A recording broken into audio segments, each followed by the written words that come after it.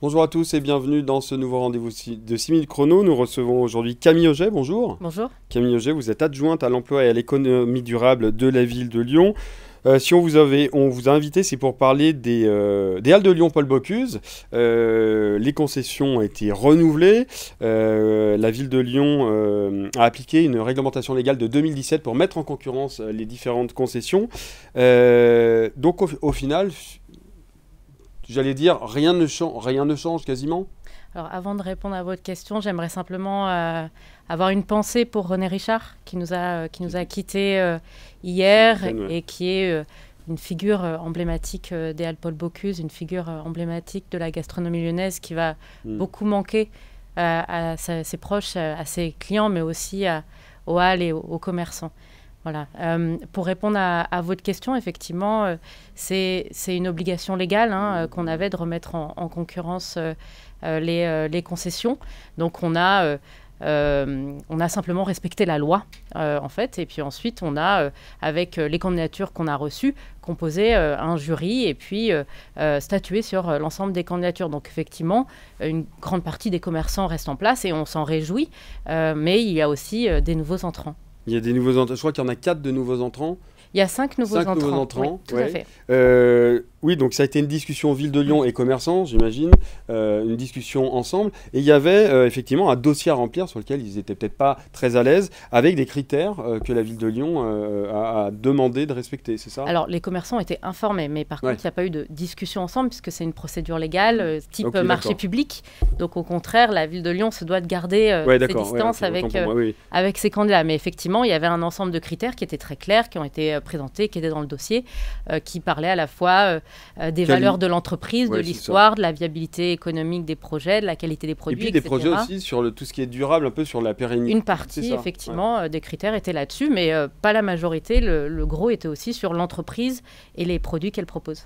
J'ai notamment vu un des commerçants qui me disait, par exemple, un écaillé qui disait, nous les écaillés, par exemple, au lieu d'aller jeter nos coquilles d'huîtres, on va les broyer. On va passer par une entreprise pour les broyer, puis peut-être pour les recycler. C'est ce genre de choses qui étaient aussi demandées pour avoir une pérennité de l'entreprise? Alors, il se trouve que pour les coquilles d'huîtres, on va même pouvoir les récupérer bientôt dans le marché biodéchets des Halles Paul Bocuse. Donc c'est un problème qui va être réglé.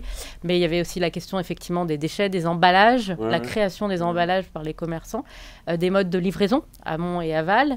Et puis, l'origine des produits, tout simplement, produits locaux, produits bio, attention... Oui, l'idée que ces Halles de Lyon, ça soit quand même un sourcing hyper local. Exactement. On va aux Halles, on s'attend à ce qu'on ait des produits de grande qualité et des produits de la région en majorité. Tout à fait. Donc les Halles de Lyon, c'est un bâtiment qui appartient à la ville de Lyon, donc c'est un service public communal où les commerçants payent un loyer, ils payent des charges, et puis il y a une petite part variable, enfin vous me direz si il y a une part variable sur le chiffre d'affaires de chaque commerçant qui est dédié à des travaux.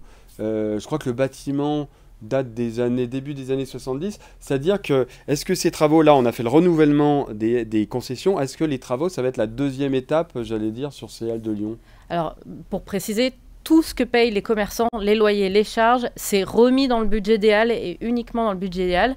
Ça sert déjà à l'entretien courant des Halles, à payer le personnel de sécurité, le personnel d'entretien et tout ce qui est travaux déjà. Mais effectivement, là, on a commencé à faire un état des lieux des travaux qu'on va devoir faire. Alors, des travaux de mise en conformité, mais aussi des travaux, vous l'avez dit, un peu de rafraîchissement. Il y en a besoin. C'est un bâtiment qui n'est plus tout jeune.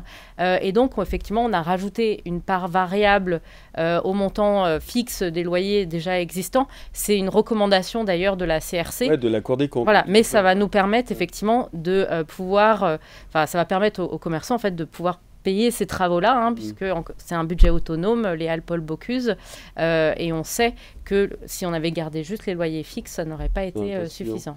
Tout à l'heure, on recevait Claude Polidori, que vous connaissez bien, qui est le président des commerçants des Halles, et on parlait un peu de ces travaux, de cette part variable, et il disait, mais il y a certains commerçants, ça va être compliqué pour eux, ces 3% sur un chiffre d'affaires, parce que les matières premières augmentent.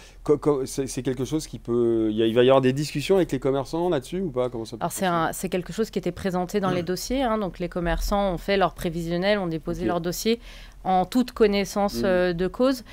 moi, j'aimerais vraiment rappeler que les halles, c'est vraiment l'outil de travail des commerçants. Oui. Cette part variable, il n'y a pas un centime qui va au budget de la ville de Lyon. C'est vraiment réinvesti 100% dans les halles. Et demain, si on veut avoir un bâtiment qui soit à la fois agréable, qui soit qui soit conforme aux normes de sécurité, qui soit agréable à travailler, et cette part variable, elle est malheureusement nécessaire. Elle est nécessaire. Et juste, alors vous venez de le dire, vous avez fait un diagnostic des travaux, mais on a une idée de, grosso modo, l'enveloppe qu'il faudrait pour des travaux comme ça ou pas? J'ai pas le chiffre, mais ça va chiffrer en millions. Ça va chiffrer en millions.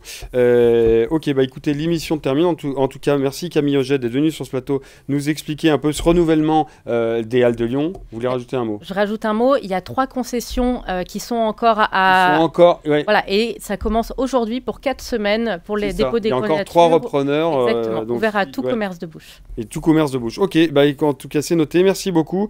Et j'allais dire, comme on dit au hall, bon appétit et large soif. À très bientôt. Au revoir.